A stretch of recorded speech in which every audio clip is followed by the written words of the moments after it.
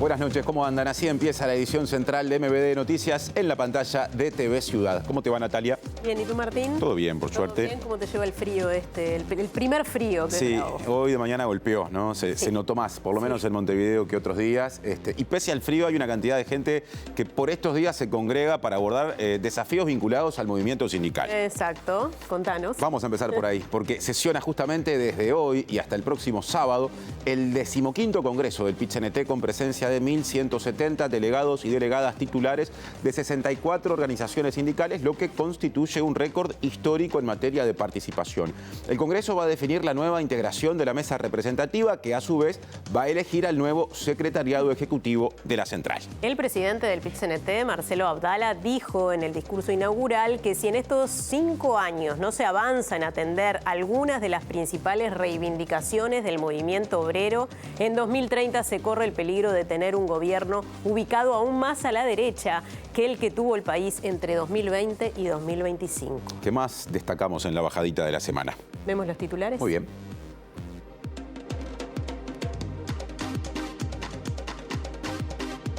El secretario de la Presidencia, Alejandro Sánchez, dijo que no hay inhibición para que Eduardo Viera presida el Instituto Nacional de Colonización, ya que la Constitución no impide que un colono esté al frente del organismo. El director de Planeamiento y Presupuesto, Rodrigo Arim, anunció que a partir de este año se propondrá que la actividad de jornales solidarios sea de lunes a viernes, con una jornada para formación, y que desde el año 2026 estará institucionalizada por ley. El Ministerio de Trabajo y Seguridad Social denunció ante la Fiscalía la situación advertida por el Sindicato de Cañeros de Artigas ante el Senado de casos de trabajo a cambio de un pago en pasta base. El ministro de Relaciones Exteriores, Mario Lubetkin, dijo que el gobierno espera que Israel dé explicaciones después de que las fuerzas de ese país dispararan contra una delegación diplomática en la Cisjordania ocupada e hizo un llamado a evitar otro desgraciadísimo incidente. El ex senador Jorge Gandini asumió como nuevo director de la Administración Nacional de Puertos en representación del Partido Nacional. Aseguró que es una tarea desafiante y que intentará continuar con las acciones iniciadas en el gobierno anterior. Para el arzobispo de Montevideo, cardenal Daniel Sturla, el papado de León XIV será de continuidad, pero con un estilo diferente al de Francisco, porque el nuevo pontífice tiene una fuerte preparación intelectual y mayor claridad que su antecesor. El primer ministro de Israel, Benjamín Netanyahu, reconoció que su gobierno permitió que Qatar enviara fondos para financiar a Hamás y que lo hizo para fomentar la división entre el grupo armado islamista y la Autoridad Nacional Palestina. Bien, y les recordamos que además de vernos a través de la pantalla de TV Ciudad, también nos pueden ver en vivo en todos sus dispositivos, por YouTube, por tvciudad.uy, y nos pueden escuchar en la radio de la Universidad de la República, uniradio.edu.uy o 107.7 FM. Es la hora de salir del estudio, Martín. Para que desde los móviles lleguen adelantos. Pista, 23 años después de la crisis financiera del año 2002, hay repercusiones, aunque parezca mentira. Diego Martini viene con ese asunto. ¿Cómo te va, Diego? Sí, así es, compañeros. Buenas tardes para todas y todos. Un fallo histórico en donde la Corte Interamericana de Derechos Humanos condena al Estado uruguayo a pagar a varios ahorristas por ser damnificados justamente tras la situación que se vio en el corralito bancario en el año 2002. Ampliamos en unos minutos. Y desde el Parque Valle en Montevideo nos vamos hacia Punta Carretas. Aparece ahora Martín Duarte. ¿Cómo andas, Martín? Buenas tardes, Martín, Natalia, ¿cómo les va? A los 78 años falleció en la jornada de hoy el ex vicepresidente, también ex ministro y ex embajador Hugo Fernández Faingo, que compartió justamente tareas, sobre todo en el segundo periodo de la presidencia de Julio María Sanguinetti, con el expresidente. Los vinimos a visitar, vamos a estar conversando en algunos minutos con Julio María Sanguinetti para estar haciendo una reseña de lo que fue también la figura política y el dirigente político para el Partido Colorado. Bien, otro adelanto. El canciller Mario Lubetkin dijo que el gobierno espera que Israel brinde explicaciones tras los disparos de las fuerzas de ese país contra una delegación internacional durante una visita a la ciudad de Jenin. La embajadora de Israel en Uruguay, Mikal Herskovitz, dijo ayer y lamentó el triste incidente, aunque sostuvo que la delegación se salió de la ruta autorizada. Fue un incidente muy triste que no tuvo que ocurrir. porque esta área que fueron es una área no autorizada. Esto nos tiene que ser una lección muy clara y una señal muy clara de que cada uno tiene que estar protegido para ejercer sus funciones. Y nuestro embajador estaba allí junto a otros embajadores para hacer un escenario de observación que nosotros le habíamos solicitado. Ahora desarrollo informativo. Les contamos que el secretario de la Presidencia, Alejandro Sánchez, dijo que no hay inhibición para que Eduardo Viera presida el Instituto Nacional de Colonización, ya que, según interpreta Sánchez, la Constitución de la República no impide que un colono realice esa tarea. Sin embargo, precisó que mientras desarrolle la tarea de gobierno, el jerarca debería dejar de explotar el campo que le fue otorgado, aunque sin la necesaria renuncia a su condición de colono. El artículo 200 establece que, estando en el directorio, siendo un director general de un ente público, uno no puede autonombrarse en un cargo, acomodarse el mismo, como fue lo que sucedió con Jennifer Cherro, que en el Codicen se autodesignó siendo directora de secundaria como inspectora. Eso estuvo mal, es una violación flagrante del artículo. Eso sí es una violación flagrante. Luego el artículo 200 establece que cuando alguien es designado, ¿verdad?, no puede ejercer una profesión o una actividad relacionada. No es la calidad de colono lo que inhibe la posibilidad de estar en el Instituto de Colonización, es ejercer como colono. Esto podemos asimilarlo a un funcionario público que es director de jurídica de un ente y es nombrado para integrar el directorio. ¿Qué hace ese funcionario público? No deja de ser funcionario público ni abandona su cargo, lo deja en reserva. En el caso de colonización, uno no puede dejar en reserva porque no es funcionario. Lo que debe hacer es no explotar, en este caso, el tambo, ¿verdad? No seguir haciendo las dos actividades a la vez. ¿Eso quiere decir que pierde su calidad de colono? No. Porque ahí está su casa, ahí está su vivienda. Estamos hablando de un colono pequeño, de un tambero, que nosotros no lo vamos a despojar de su vivienda ni de los medios para sobrevivir una vez que termine y concluya su labor. Que la titularidad pase, por ejemplo, a un familiar. Podría ser ese el caso, o que en realidad el usufructo o la explotación de su tambo lo lleve adelante una tercera persona, pero que no él sea beneficiario del usufructo de ese tambo. Bien, cambiamos de asunto. Les contamos que la fiscal Alicia Ghione solicitará a la justicia una nueva prórroga para investigar al ex senador Gustavo Penades. Según informó El Observador, la magistrada tomó la decisión basada en la aparición de nuevas víctimas y de nuevas pruebas. De todos modos, aún resta que se desarrolle la audiencia judicial en la que se determinará si se hace lugar al pedido de Ghione. El 10 de octubre vence el plazo acusatorio de la causa y el próximo 4 de junio va a declarar de forma anticipada el ex policía Federico Rodríguez a pedido de la fiscal. Y en el desarrollo de nuestro tema de portada, el presidente del PIT-CNT, Marcelo Abdala, advirtió que si en estos 5 años no se avanza en atender algunas de las reivindicaciones centrales del movimiento obrero, en 2030 puede haber un gobierno que se ubique aún más a la derecha del que hubo entre 2020 y 2025. Abdala fue esta mañana el encargado de dar el discurso inaugural del 15º Congreso de la Central, que se desarrollará hasta el sábado.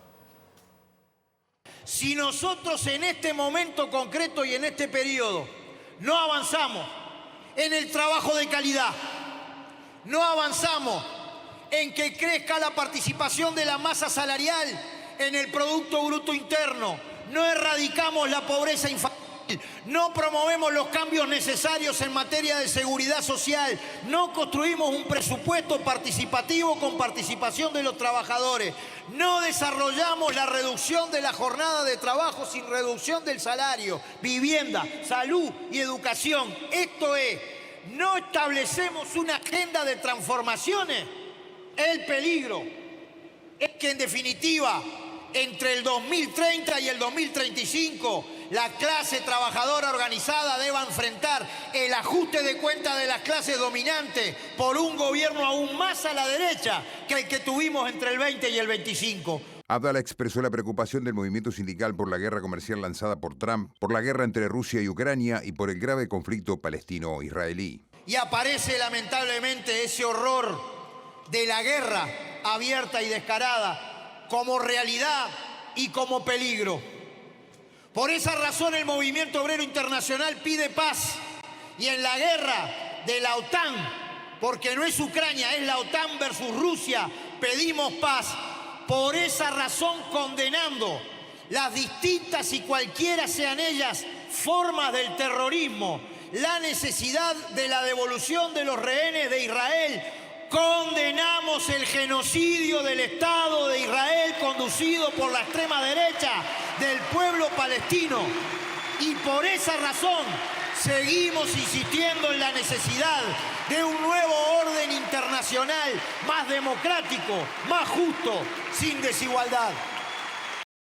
Y el presidente del Frente Amplio, Fernando Pereira, participó como invitado de la inauguración del Congreso del PIT-CNT. Y como expresidente de la Central, el dirigente político reflexionó sobre el vínculo entre el progresismo y el sindicalismo.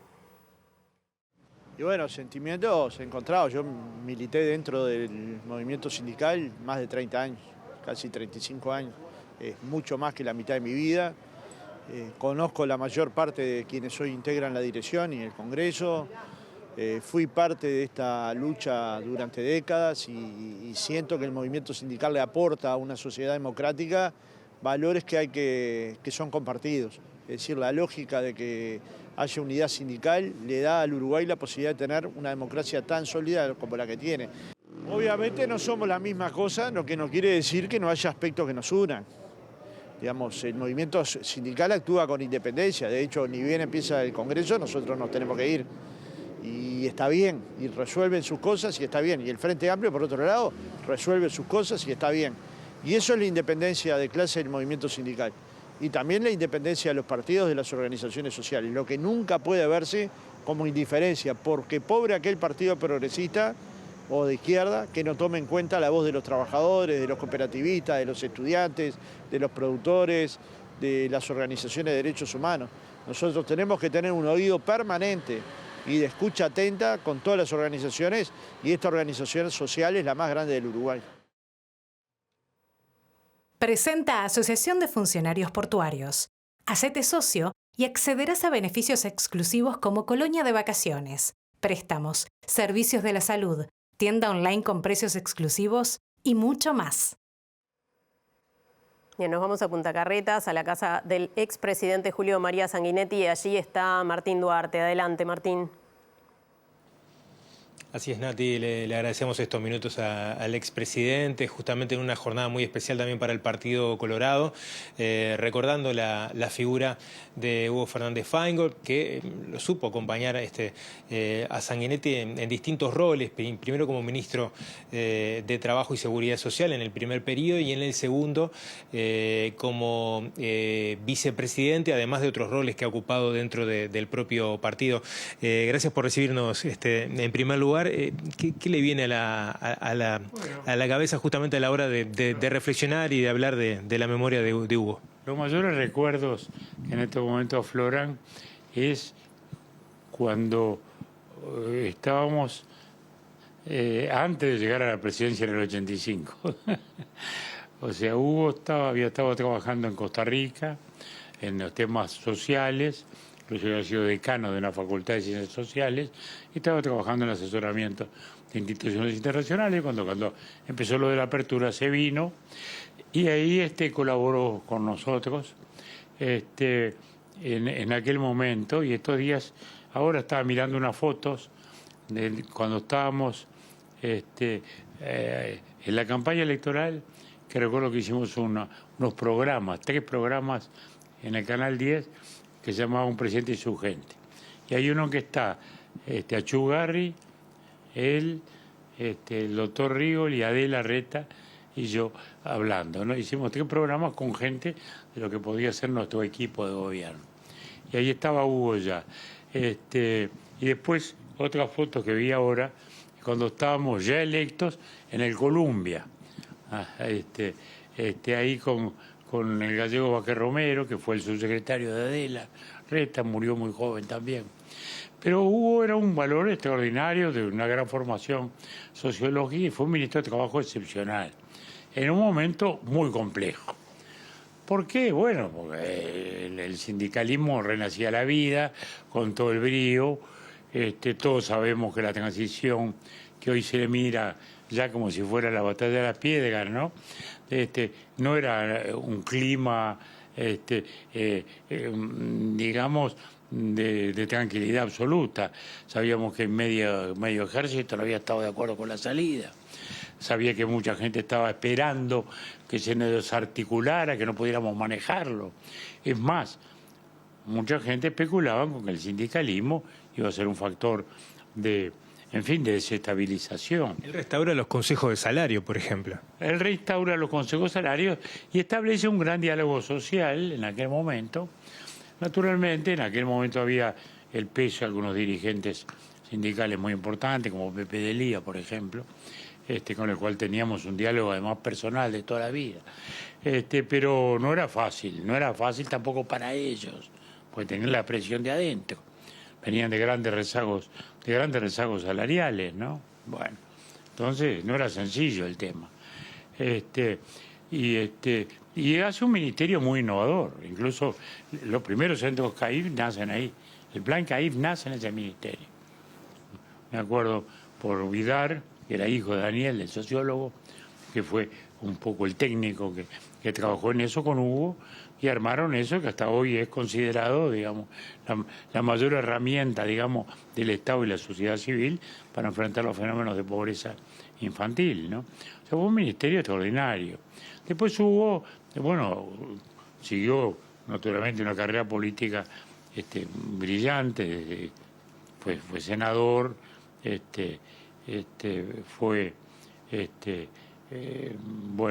fue vicepresidente de la República, como hablamos, ¿no? Sí, ante la muerte de Batalla le toca asumir. Seguro, exactamente.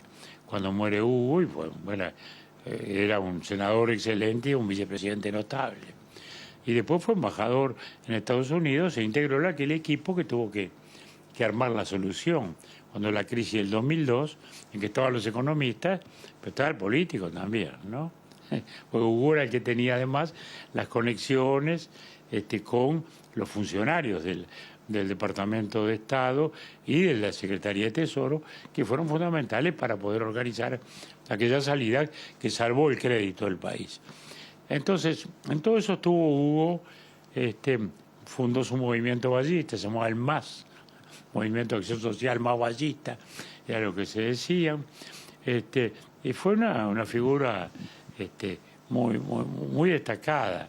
Sobre todo, aquel Ministerio de Trabajo era Renan Rodríguez, era su secretario, Luis Breso era el director de Trabajo. Fue un equipo de estrellas en aquel momento. Desgraciadamente Hugo en los últimos años le había ido mal económicamente, estaba muy mal de salud, con enormes dificultades.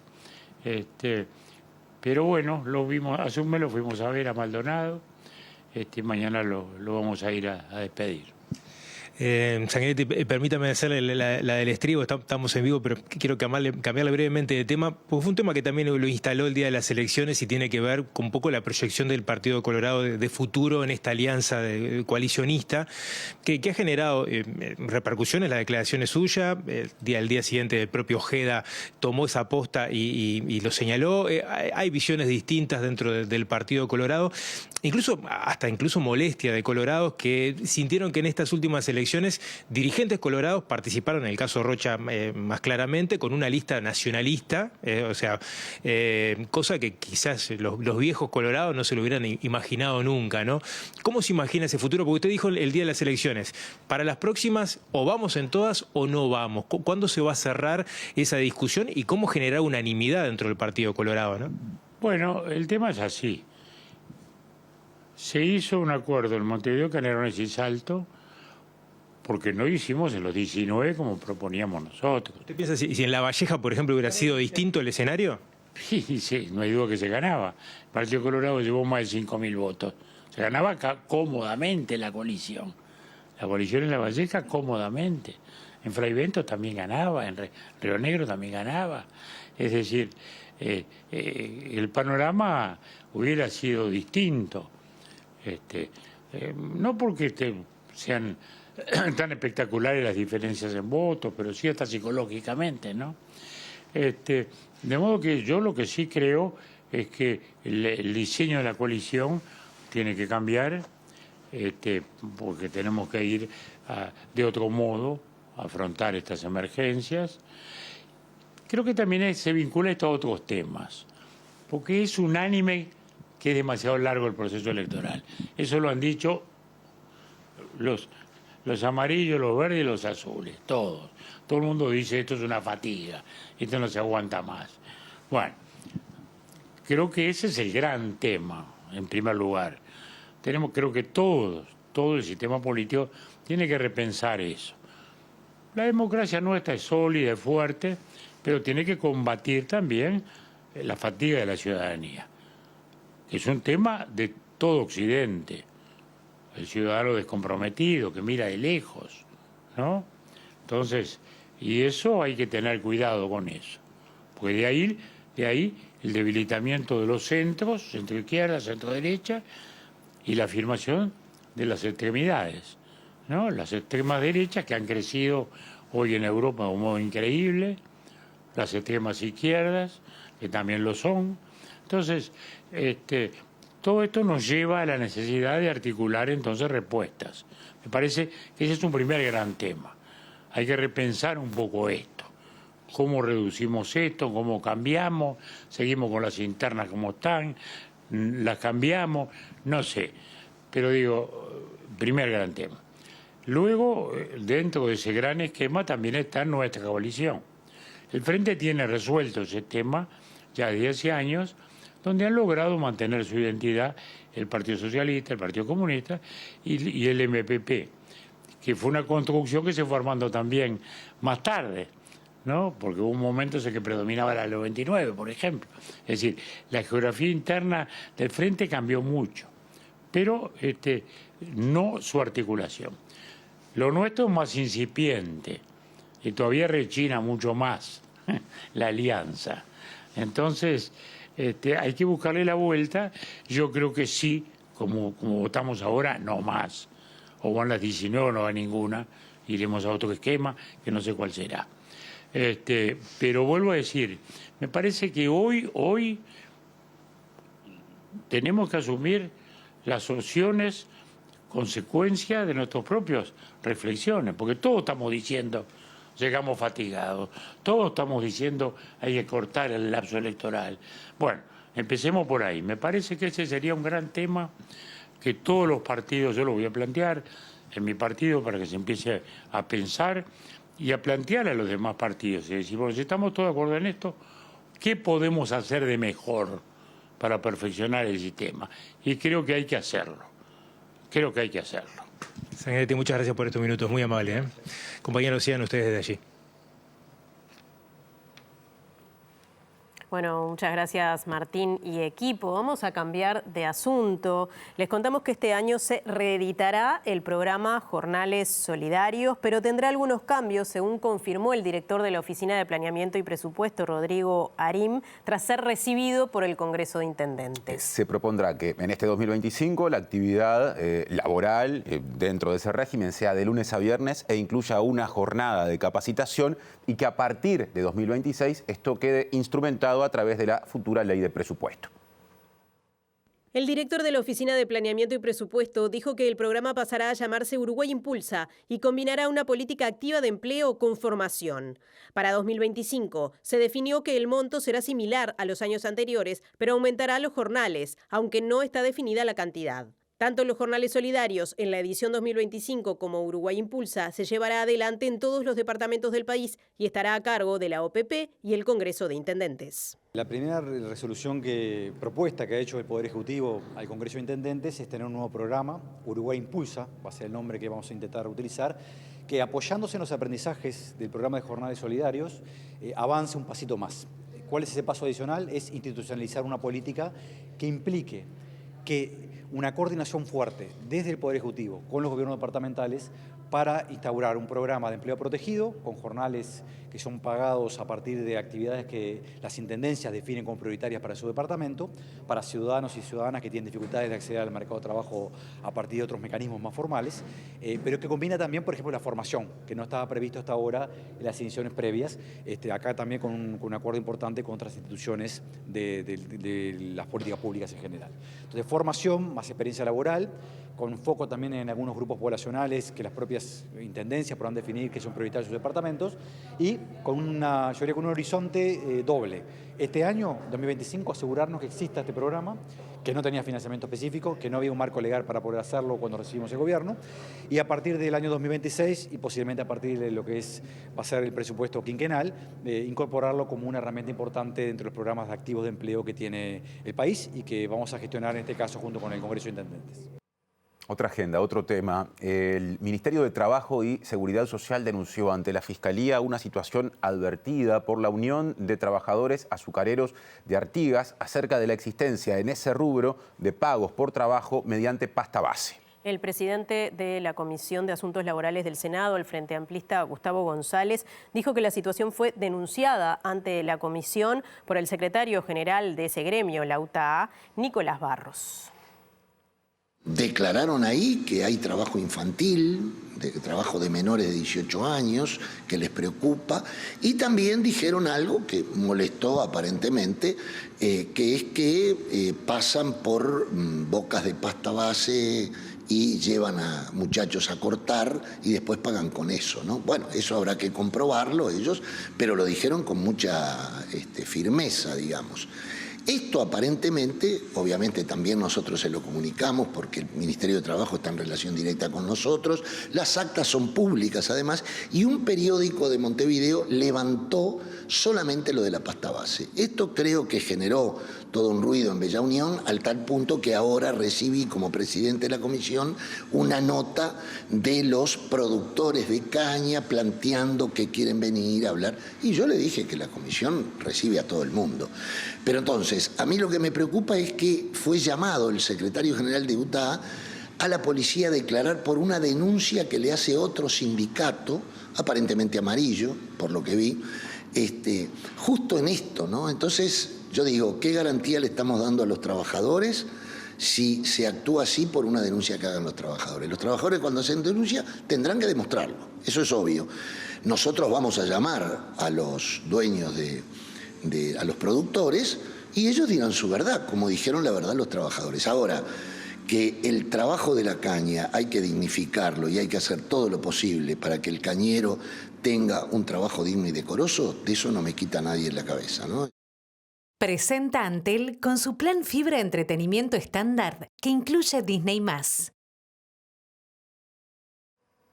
Consecuencias, repercusiones de la crisis financiera de 2002, nos cuenta ya mismo Diego Martini.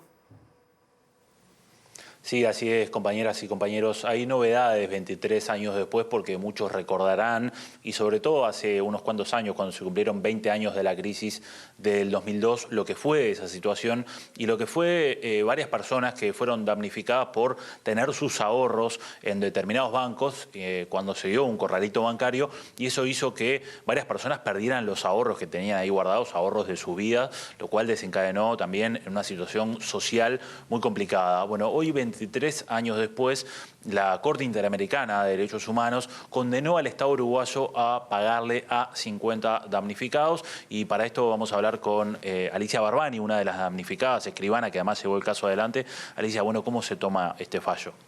Bueno, se tomó muy bien porque realmente fue una lucha titánica, 23 años en forma ininterrumpida. Lo hicimos en silencio, no íbamos a salir a lo largo de todos estos años, pero satisfecha porque fue un fallo internacional, fue un juicio internacional, porque acá en nuestro país no fuimos amparados ni por la ley ni en la justicia. Entonces, más que satisfecha, por un lado la culminación de este proceso, pero por el otro triste porque no quedaron los 344 ahorristas que nosotros hubiéramos deseado. Se formó un tribunal ad hoc, que era el tercer tribunal que estudiaban todos los casos. Se ampararon en unos artículos del Código Civil que refiere a mandatos y poderes. Yo no estuve de acuerdo, hice las observaciones correspondientes ante la Corte, porque todo hay que dirigirlo a la Corte comunica al Estado, y bueno, me contestaron que ya estaba finalizado el caso, que se debía archivar y que se debía pagar. En 4 a 6 semanas teníamos que enviar toda la documentación de los ahorristas que habían sido aceptados. y ya no hay más nada que hacer. Yo lo lamento horrible porque hoy recibí múltiples llamados de muchísimos ahorristas. Quería saber si estaban incluidos. Claro, claro, pero algo a tener en cuenta, todos los ahorristas que me llamaron son personas que tienen más de 85 años. Me dolió en el alma, pero créanme que más no pude hacer. Más de lo que hicimos con María del Huerto Brescia, que fue la otra representante, no. Y además María del Huerto tampoco quedó dentro de los 50. Alicia, ¿qué cosas se vivieron durante estos años? ¿Hubo personas que fallecieron, personas que se quitaron la vida? En los primeros meses del 2002 hubieron muchos suicidios. Uno falleció en mi casa con un ataque cardíaco, lo tuvieron que trasladar, estábamos en una reunión, digo, no me puedo olvidar de eso.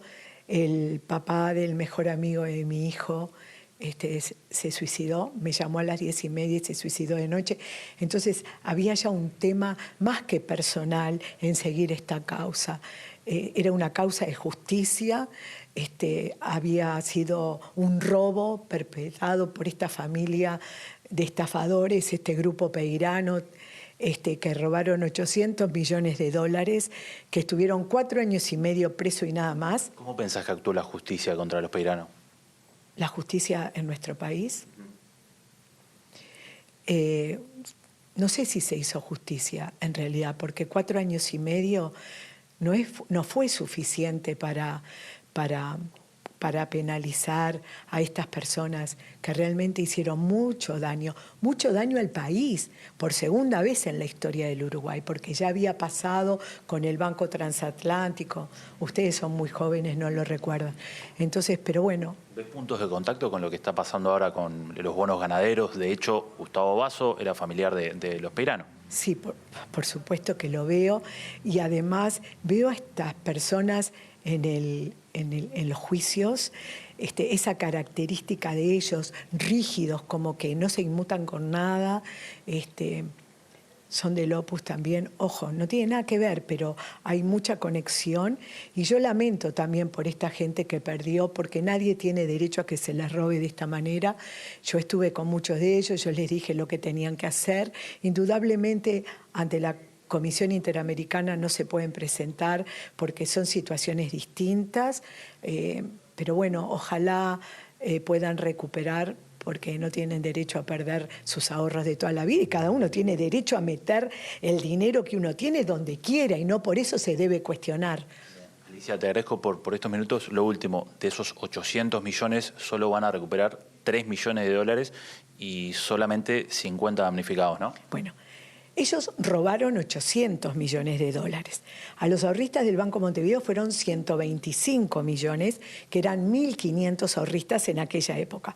Fueron bajando, quedaron 539, después 344, de los cuales habían sido aceptados en una comisión 22, en otra comisión 8 y ahora 50.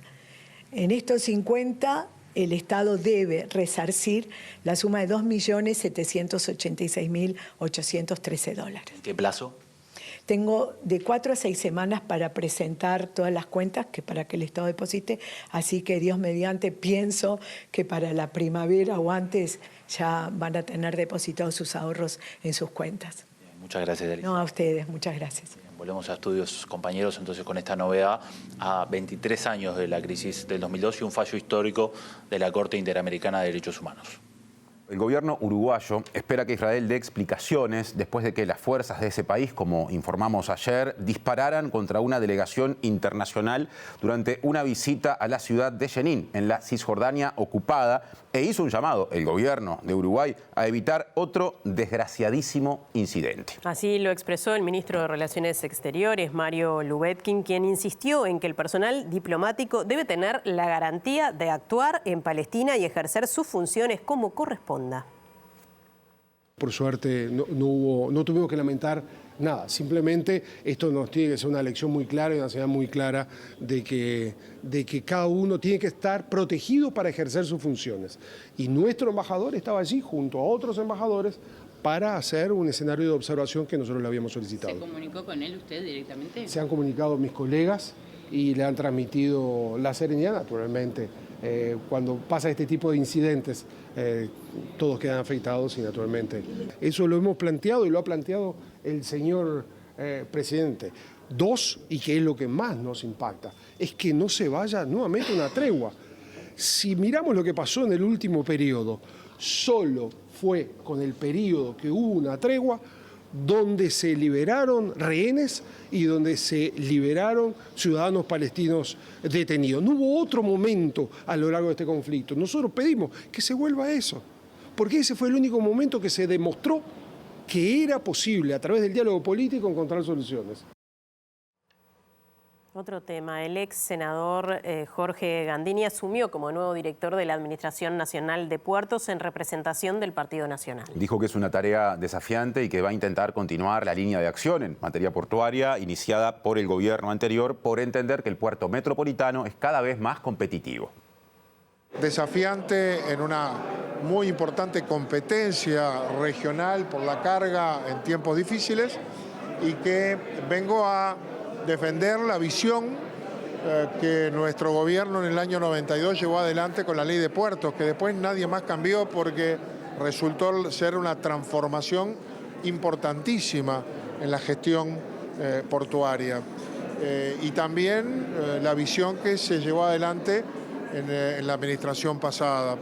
Pero más allá de eso, mi tarea de contralor, que es natural, está también comprometida en la tarea de administración y gestión. Soy un director más y vengo a hacerlo con todo el compromiso. Creo que hay un camino de crecimiento porque el puerto compite con otros puertos, compite con Argentina y con Brasil por no solo la carga de exportación e importación, sino aquella que pasa por nuestro país, como la que viene del norte de Paraguay y Brasil, como la del tránsito.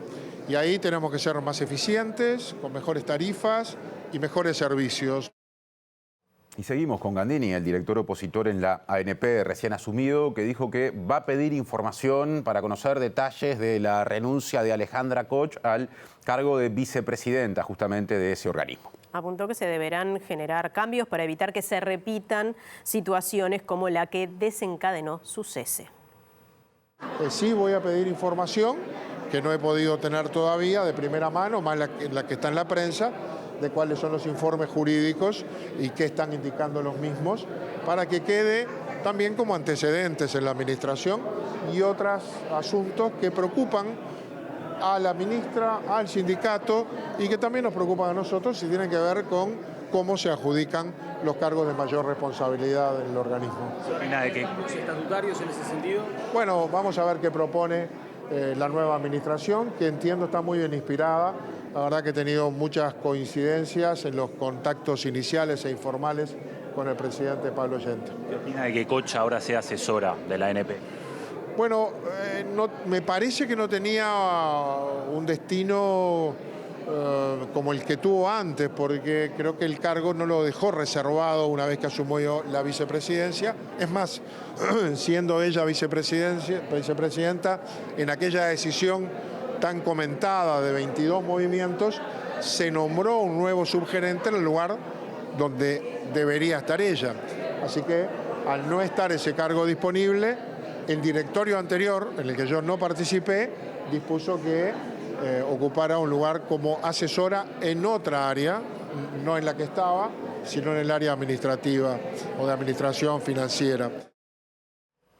Si alguien les recomienda un libro titulado Sueños de aguas de marea de Isabel Allende, no lo busquen porque no existe. Es que la inteligencia artificial tiene sus riesgos y en alguna redacción del mundo los han corrido en las últimas horas y es el tema que va a abordar en su columna de hoy Ana Laura Pérez. ¿Cómo andás? Todo bien, Martín. No existe, ¿no? Estamos de acuerdo. No, no existe. Resulta que este diario, en realidad esto fue publicado en 2 diarios norteamericanos, el Chicago Sun-Times y otro diario de Filadelfia. ¿Por qué? Porque es del grupo Hearst, que en realidad suele hacer lo que se llama sindicar. Armó un suplemento de verano y lo iba a publicar en varios diarios más.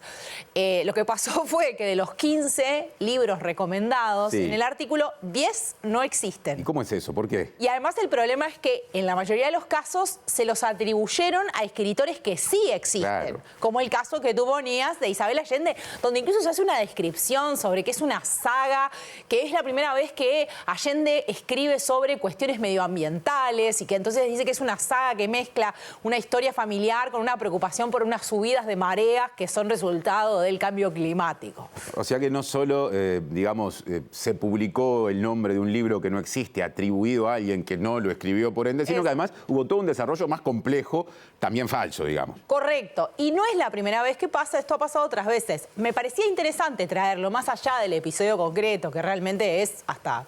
sino para que se entienda cómo funciona. Bueno, esto lo escribió todo el suplemento de la responsabilidad de un periodista en particular, que se quedó, era freelance y se lo encargaban este tipo de productos, se quedó sin trabajo, obviamente, pero es interesante también para pensar. Yo hice el ejercicio, por ejemplo, de pedirle al ChatGPT que me dijera cuáles de los 15 libros, que me contara el episodio, y que me dijera cuáles de los, que me consiguiera la lista de los 10 libros que eran falsos de la lista de los 15. O sea, a la inteligencia artificial le fuiste con problemas de la inteligencia artificial. Exacto, me inventó la mitad y tuve una discusión que duró 40 minutos para lograr construir la lista verdadera de los 10 falsos. Pero ¿cómo es eso de que te inventó la mitad? Claro, me inventaba nombres de libros que no eran los nombres de libros, que eran, me puso uno entre los verdaderos que no era, que no estaba, y me inventaba. ¿Por qué? Y esto es lo interesante. Uno de los problemas, digamos, de la inteligencia artificial generativa actual que genera este tipo de cosas, y es interesante que los usuarios que les puede pasar esto sepan, es que está programada para hacernos felices, para satisfacernos.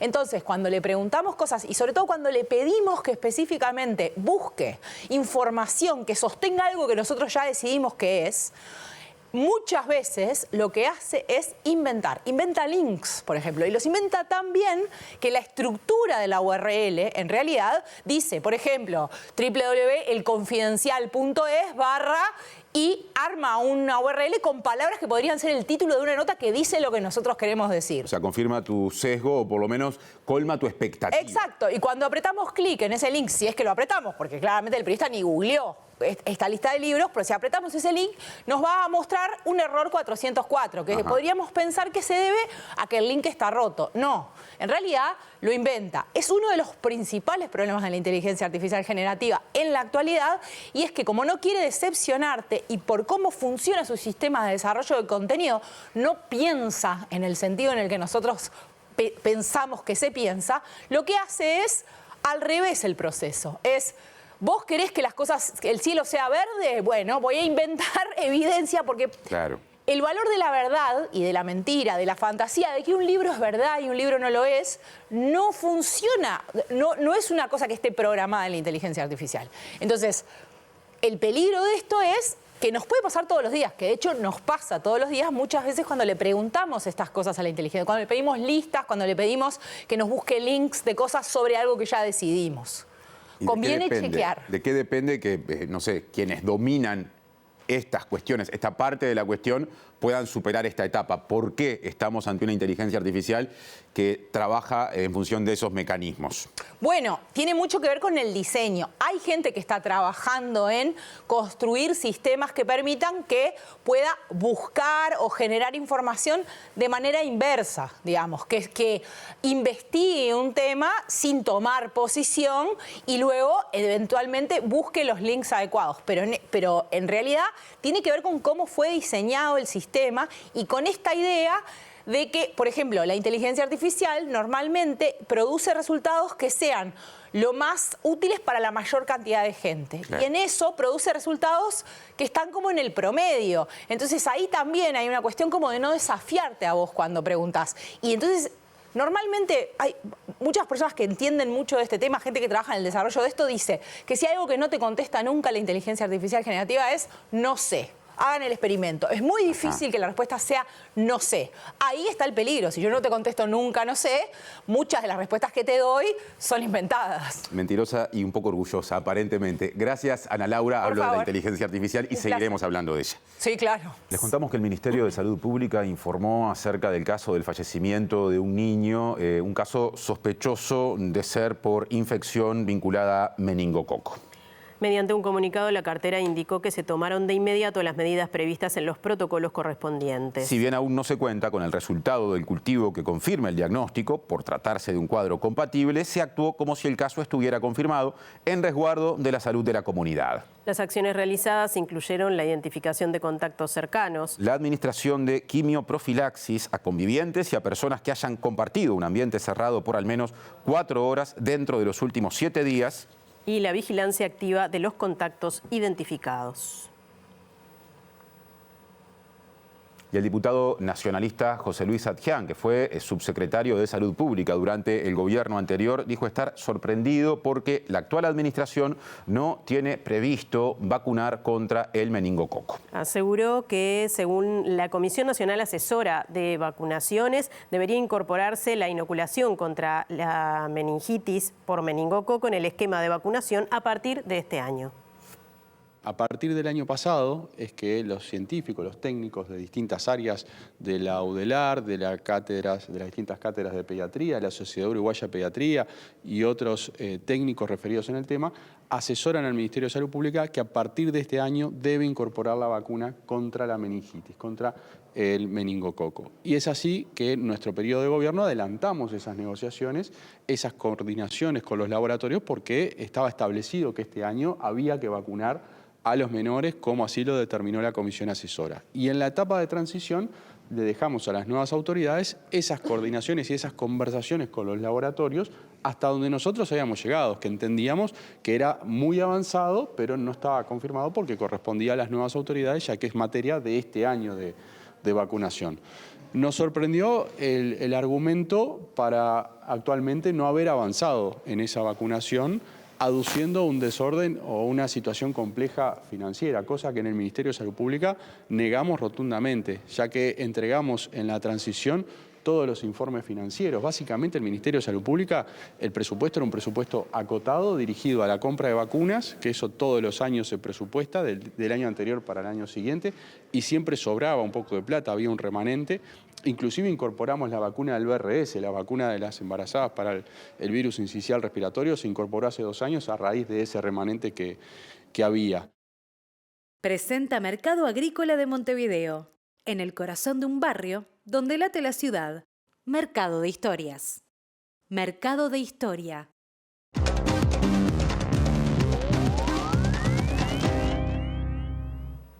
El primer ministro de Israel, Benjamín Netanyahu, reconoció que su gobierno permitió que Qatar enviara fondos para financiar a Hamas. Y dijo que lo hizo para fomentar la división entre el grupo armado islamista, Hamas, y la Autoridad Nacional Palestina.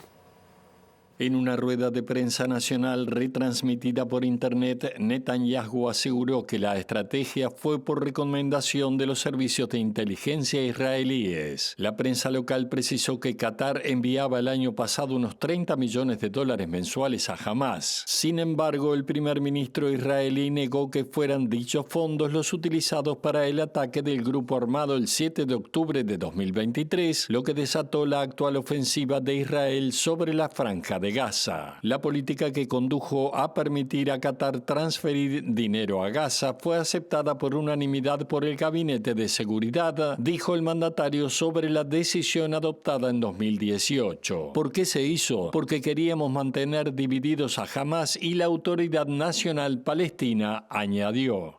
מלחמת התקומה גובה מאיתנו מחירים כבדים, אבל יש לה תכלית מוצדקת וברורה מאין כמוה. להכריע את החמאס שביצע את זוועות ה7 באוקטובר, להחזיר את כל חטופינו ולוודא שעזה לא תהווה עוד איום על ישראל. Presentó Mercado Agrícola de Montevideo, en el corazón de un barrio donde late la ciudad. Mercado de Historias. Mercado de Historia. Antes de la despedida y de repasar el pronóstico del tiempo, compartimos con ustedes información de último momento publicada por El Observador, que dice que el Tribunal de Apelaciones ratificó la imputación del intendente electo de Soriano, Guillermo Besossi, por todos los delitos de corrupción pública previstos en el Código Penal. La sentencia confirmó que Besossi cometió los delitos de peculado, tráfico de influencias, concusión, omisión de denunciar delitos, cohecho simple y reiterados delitos de abuso de funciones, todos en régimen de reiteración real. Bien, seguiremos esta noticia y las consecuencias de este fallo. Ahora vamos a repasar los datos del tiempo, porque ya nos vamos. Efectivamente, ahí está, Natalia, lo que prevé Inumet para las próximas 48 horas. Exacto, mañana jueves 20... Mañana viernes, 23 de mayo. Bueno, ya no sé ni en qué día estoy. Algo nuboso y nuboso con neblinas, algo nuboso en la tarde, mejorando 5 grados. La mínima 17, la máxima. Y el sábado va a estar nuboso y cubierto y hay probabilidad baja de precipitaciones en la tarde. La mínima será de 7 grados y la máxima de 19.